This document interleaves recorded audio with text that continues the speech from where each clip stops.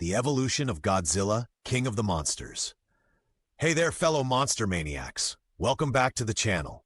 Today, we're diving deep into the stomping, roaring, and city-crushing world of the one and only Godzilla. From his first appearance in 1954 to his latest big-screen battles, Godzilla has been the undisputed king of the monsters. But have you ever wondered how this giant reptilian titan became such a cultural icon? Or how he's managed to stay relevant through the decades? The birth of Godzilla. All right, let's wind the clock back to post-World War II Japan.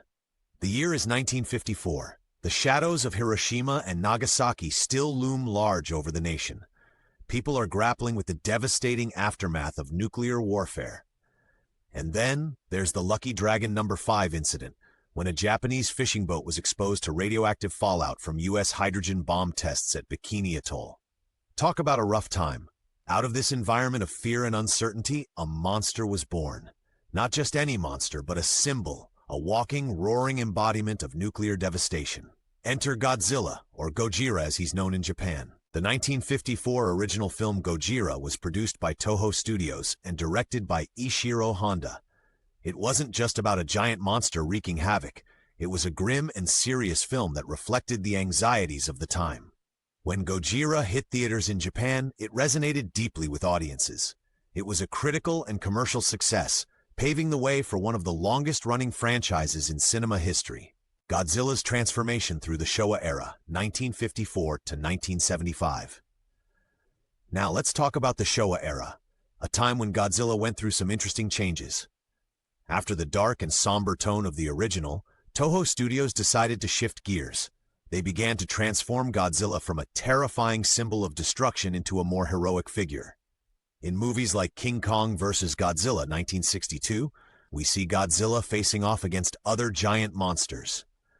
This film was a massive hit and marked the first time two iconic monsters appeared together on the big screen. Then came Mothra vs. Godzilla 1964, where Godzilla battles the mystical Mothra, a giant moth deity. These films started introducing new monsters and even allies, turning Godzilla into a defender of Earth against alien threats and invasive kaiju. By the time we got to Destroy All Monsters, 1968, Godzilla was leading an all-star team of monsters to save the planet. The films became more family-friendly, filled with exciting battles and even a touch of humor. The Heisei Era Revival, 1984 to 1995. Jumping ahead to the 1980s, Godzilla made a triumphant return to his darker roots in the Heisei era. Starting with the return of Godzilla, 1984, the franchise was rebooted, ignoring all the sequels after the original 1954 film. The tone was serious again, reflecting contemporary concerns about nuclear energy and environmental issues. In Godzilla vs. Biollante, 1989, Godzilla battles a genetically engineered monster made from plant cells and Godzilla's own DNA. The special effects during this era took a significant leap forward. Advances in suitmation combined with animatronics made Godzilla's movements more realistic. Story continuity became a focal point. Each film built upon the last, creating an interconnected storyline that explored Godzilla's origins, his increasing powers, and humanity's efforts to stop or understand him. The Millennium Era Reimagining, 1999 to 2004. On to the Millennium Era, a time of experimentation and fresh takes on the Godzilla mythos. Starting with Godzilla 2000, Millennium, 1999, our favorite kaiju returned with a sleek new look and faced off against a mysterious alien entity. It aimed to restore Godzilla's reputation and reintroduce him to both Japanese and international audiences. One of the most notable films from this era is Godzilla, Mothra, and King Ghidorah, Giant Monsters All-Out Attack, 2001. In this movie, Godzilla is portrayed as an ancient spirit of destruction, and the other monsters are guardian deities. The Millennium Era embraced advanced CGI effects alongside traditional suitmation. These films were a mixed bag in terms of box office success, but played a crucial role in keeping the franchise alive and introducing Godzilla to a new generation. Godzilla in Hollywood. All right, time to address the gigantic radioactive elephant in the room, Godzilla's adventures in Hollywood. First up is the 1998 American adaptation directed by Roland Emmerich. This film took some liberties with Godzilla's design and origin. Instead of a nuclear-born ancient creature, Godzilla was depicted as an irradiated iguana. The movie was criticized for straying too far from the source material. In 2014, Legendary Pictures launched the MonsterVerse with Godzilla, directed by Gareth Edwards. This film brought Godzilla back to his roots, massive, powerful, and a force of nature. The MonsterVerse continued with Godzilla, King of the Monsters, 2019, introducing classic kaiju like Mothra, Rodan, and King Ghidorah. And who could forget Godzilla vs. Kong, 2021? The film was a box office hit and showed that Godzilla still had plenty of roar left in him, cultural impact, and significance.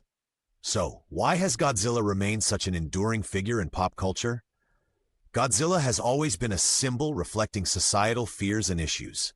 He's a reminder that nature can be both beautiful and terrifying. His influence stretches far beyond movies. Godzilla has inspired countless other films and franchises, like Pacific Rim and Cloverfield. The fan community around Godzilla is massive and global. There are conventions, fan clubs, and online forums dedicated to discussing every aspect of the King of the Monsters. Fans collect memorabilia, build detailed models, and even create their own fan films. Godzilla isn't just a character. He's a cultural icon, the future of Godzilla. What does the future hold for our favorite gigantic reptile? Well, it's looking pretty exciting. There are rumors and speculations about upcoming films and projects. Godzilla's presence in modern pop culture continues to grow. With new media platforms like streaming services, there's potential for series that could explore different aspects of the Godzilla universe. In today's world, themes like environmentalism and the impact of humanity on nature are more relevant than ever. Godzilla serves as a potent symbol for these issues. The possibilities are endless, and one thing's for sure: Godzilla isn't going anywhere anytime soon. Well, there you have it, folks. A colossal journey through the evolution of Godzilla, from a metaphor for nuclear devastation to a global pop culture titan. Godzilla's ability to adapt and resonate with audiences across different eras is a testament to his enduring appeal. Thanks for joining me on this epic adventure.